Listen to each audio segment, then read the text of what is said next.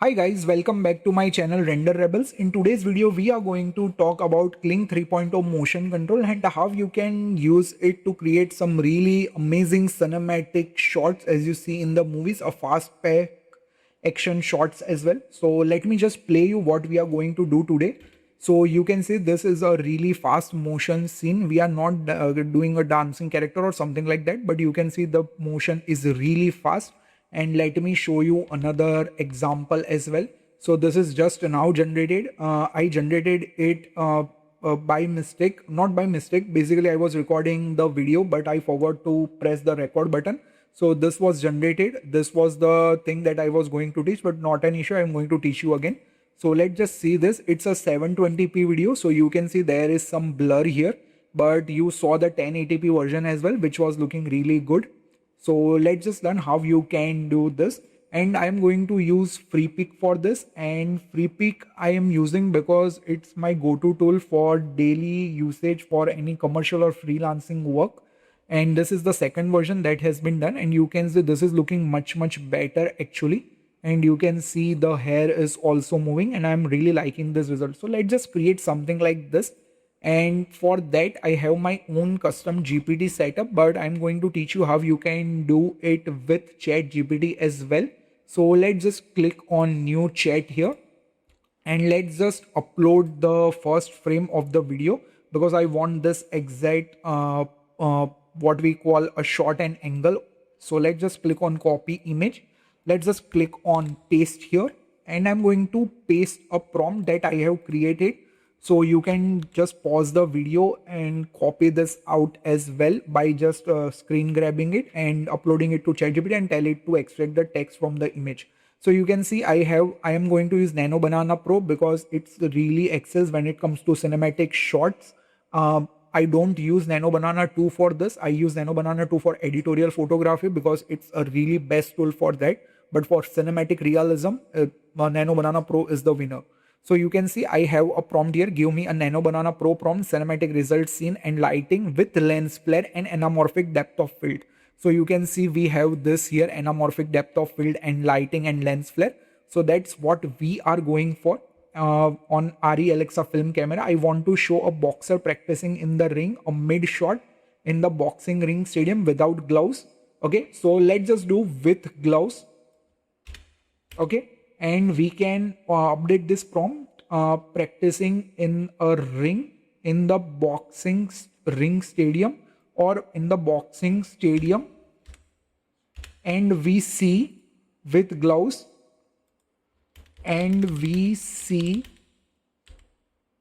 people, maybe no, let's just don't use this. We're not going to use this in the big boxing stadium or big boxing steel cage stadium. Let's just do that. Steel cage boxing stadium with gloves, and we see for camera angle and shot, I want you to follow reference and figure it out. So I want this reference for camera angle and shot. Okay, so let's just remove this. And for camera angle, okay, I want him to follow the reference and figure it out. And the boxer is Indian. Focus should be on him only. Okay, we want him to be in focus. And for prompting structure, this is how I prompt: a subject, environment, camera, composition, lighting, grain and mood, and then last I use a color grading. Okay, and let's just press enter, and now you are going to get a cinematic prompt which we see in the movies because it is going to use RE Alexa for the realism, anamorphic depth of field. So it is going to use the accurate lens for that. Okay, we are going to get that subtle lens flare which we get when we shoot on RE Alexa. So this is a really good thing, and you can see it's following my prompt structure here. Okay, so let's just click on Control C and let's just go to Freepik. Let's just paste it here, and I'm going to switch to image. Let's just paste this here. I'm going to use Google Nano Banana Pro here, and I'm going to make sure that I have 21:9. Okay, I want a wide aspect ratio, so we are going for this, and 2K, and let's just click on generate. Again, I'm on a Premium Plus plan, and it's a really good plan compared to other platforms. You can definitely check that out. I am going to leave the link in the description. It's my affiliate link. This is not a sponsor video.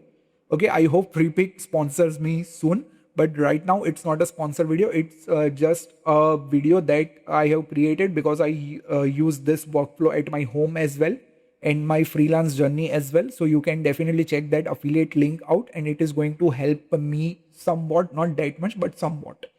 Okay, so let's just wait for the image to get generated, and you can generate one more image. So you can decide from two images which one you want to use.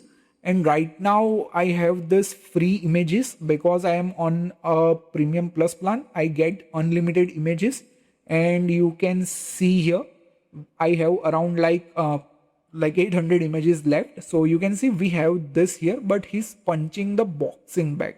Now I don't want this, and he's wearing gloves in one hand and he's not wearing gloves in other hand. This is looking nice, but I don't want the basically what we say, that punching bag. Okay, so let's just wait for the second image, or else we are going to use this image that I have created. You can say this is also a really good image as well. So let's just wait for this, and let's just check our prompt once as well. So let's just go here and focus Indian athletic. Okay, subtle scan. Okay, inside a stadium ring. Okay, we don't have a gym punching bag. I don't know why it generated that, but yeah, now this is looking nice. So we can have this. You can see there are peoples outside, but we can have this frame, and let's just check it out how it is going to look. So now let's just animate this using Kling Motion Control. I'm going to bring much more advanced videos as well. I'm going to show you the workflow that you can actually use in your freelancing or in your journey where you want to earn money out of this. So let's just go to video, or you can click here as well. By clicking on this, you are going to directly go to video.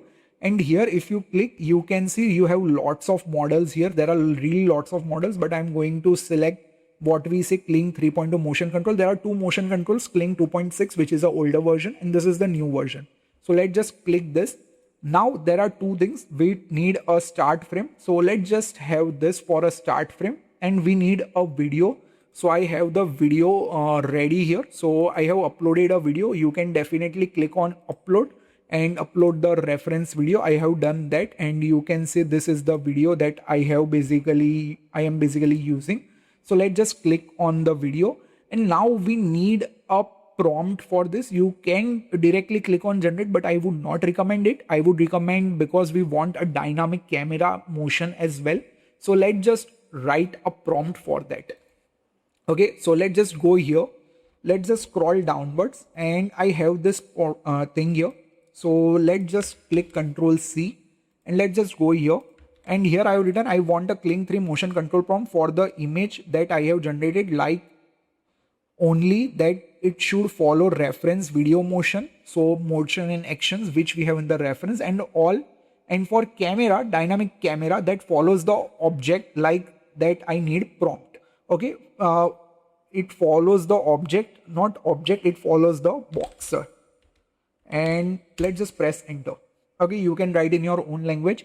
So what it will do, it will give you a Kling 3 motion control prompt. Boxer practicing punches inside a steel cage boxing ring, performing realistic. So you can see this is what we are getting.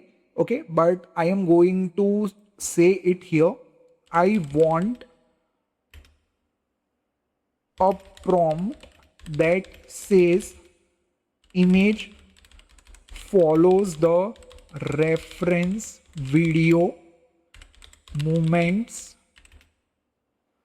stance, punches, etc. And for camera, I want a dynamic camera movement that follows the boxer. For Kling 3.0 motion control. Okay, now you can type like 2 to 3 times for this. So the generated image strictly follows the motion. Okay, now this is looking nice. We have the camera movement as well. Okay, so this is looking good, and we can press Ctrl C here. And now what we can do, we can go to video generator and press Ctrl V. Again, you can go for 1080p, but I'm going to go for 720. And there are two options here, guys. One is image and one is video. So if you want the resolution of video, you can do that. If you want the resolution of image, you can do that as well, but I'm going to keep it on video.